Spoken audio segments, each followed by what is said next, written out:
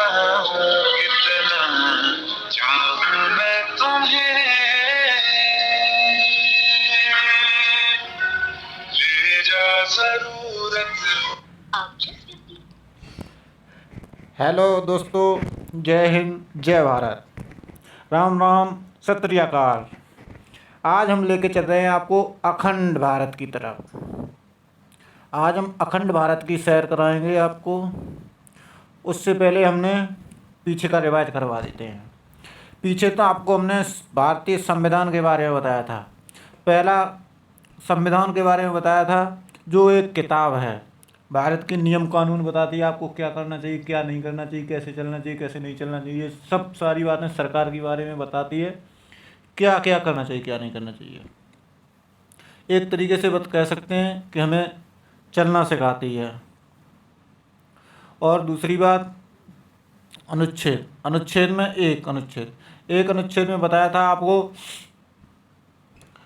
कि राज्यों का संघ है, भारत राज्यों का संघ है। अनुच्छेद 2, संसद का अधिकार है, कोई भी काम कर सकती है।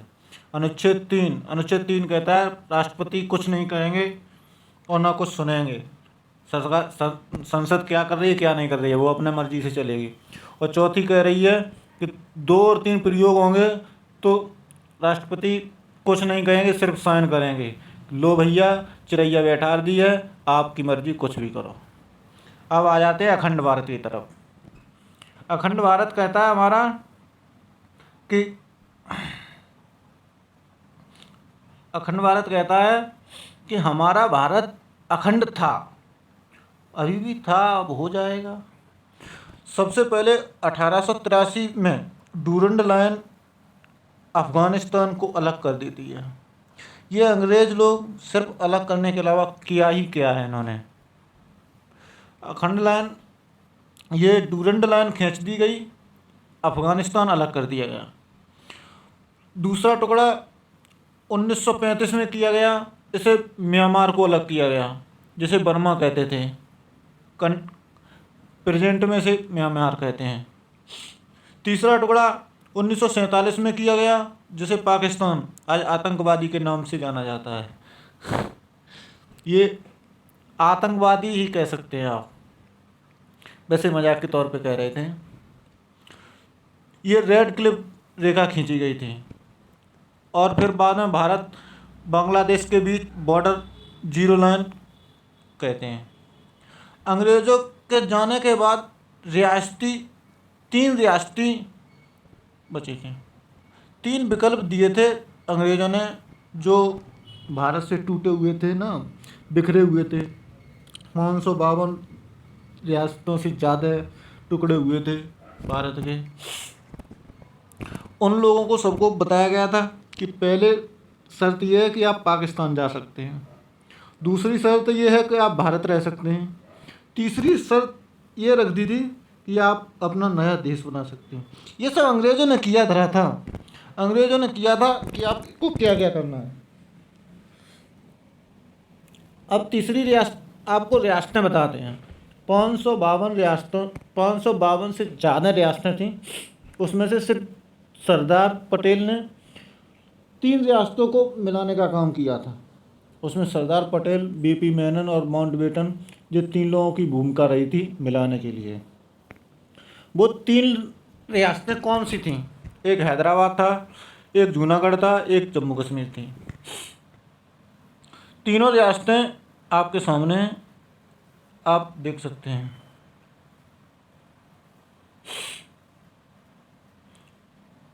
तीनों रियासतों में एक हैदराबाद रियासत थी, जिसके निज़ाम हैदराबाद को पाकिस्तान में मिलाना चाहते थे।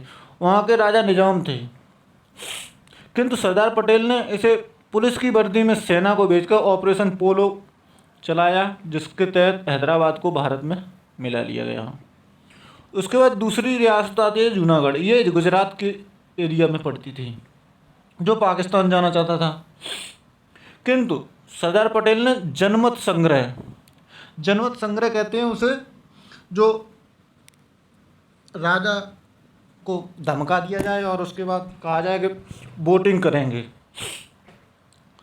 जनमत, समास विग्रह भी कर सकते हैं। जन माने जनता, मत माने उसकी इच्छा।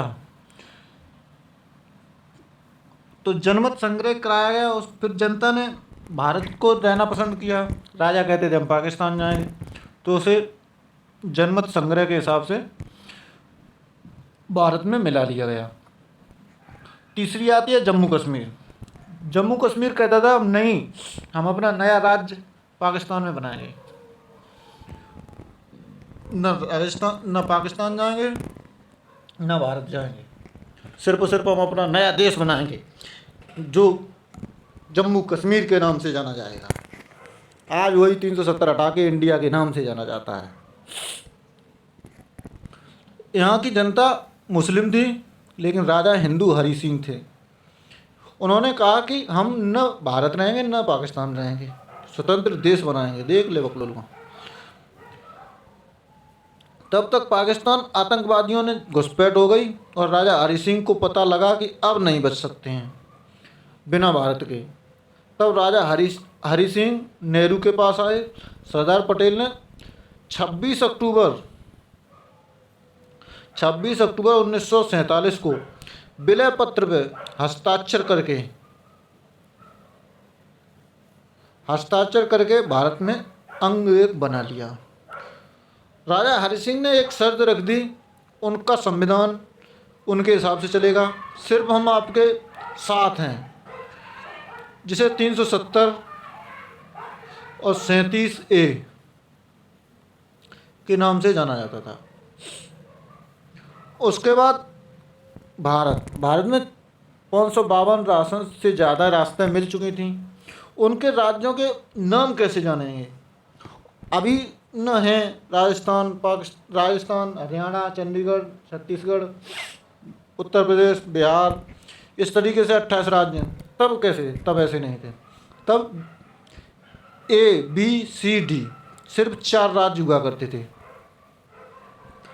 ए को कहते थे ब्रिटिश प्रोविंस, जहाँ अंग्रेज़ों का शासन था। बी को कहते थे प्रिंसली स्टेट, जहाँ राजाओं के रियासती शासन थे। और सी कमिश्नरी स्टेट, जहाँ अंग्रेज़ों ने केवल कब्जा किया था शहरों पे। और डी में यूनियन टेरिटरी, केंद्र शासित प्रदेश। तो इसमें ब्रिटिश प्रोविंस में आते थे 9 राज्य, और ये कमिश्नरी में आते थे 10, और प्रिंसली में आते थे 9, और यूनियन टेरिटरी में 1। तो इसके बाद आते हैं, फिर धरना दिया गया। पता चला कि हमारा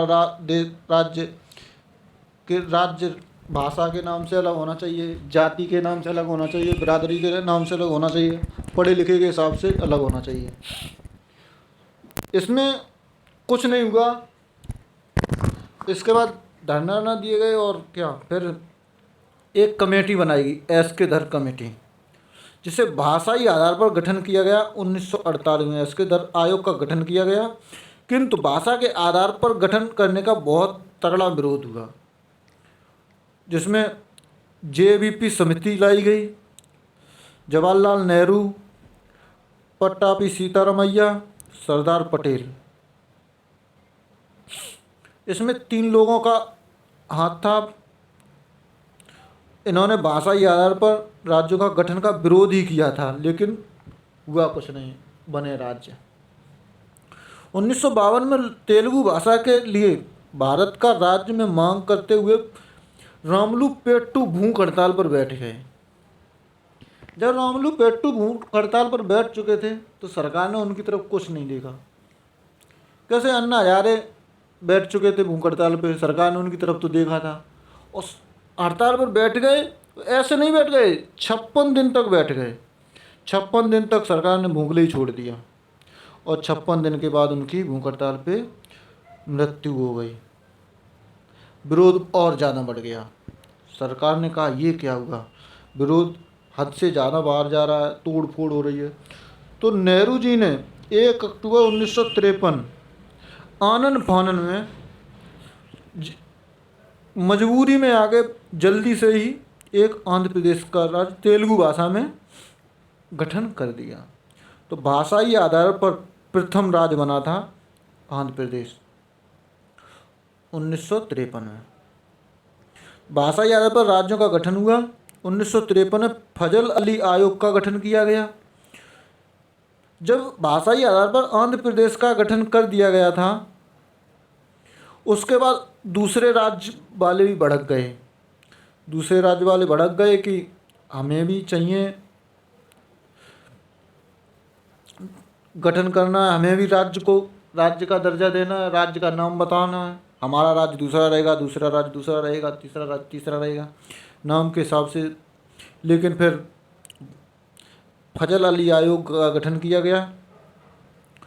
उसने अपनी रिपोर्ट 1956 में दी। भाषाई आधार पर राज्यों का कानूनी मान्यता दे दी गई। इस तरीके से 7वां संविधान संशोधन 1956 में पारित हुआ। इसके बाद ABC को रद्द करके 14 राज्य 6 केंद्र शासित प्रदेश बनाए गए। 6 केंद्र शासित प्रदेश 14 राज्य में से एक पेप्सू नाम से एक राज्य था, पंजाब राज्य था। वहाँ पुनर्गठन शाह आयोग की सिफारिश। पेप्सू जाना जाता था Patiala east Punjab state union. इसमें 5 राज्य आते थे।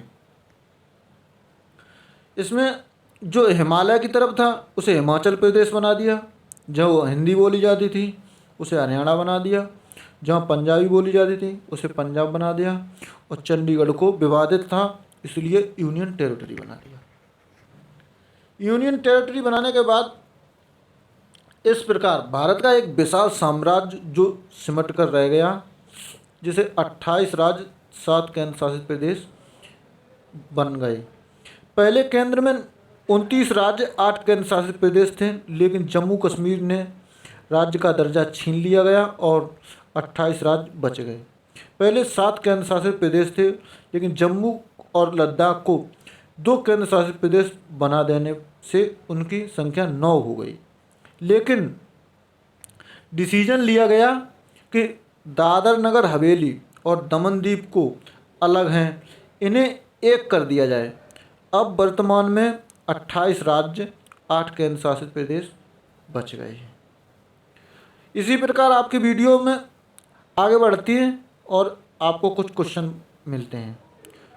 क्वेश्चन मिलेंगे आपको 5 में एक क्वेश्चन मैं बता देता हूँ और 4 क्वेश्चन आपको कमेंट में बताने हैं।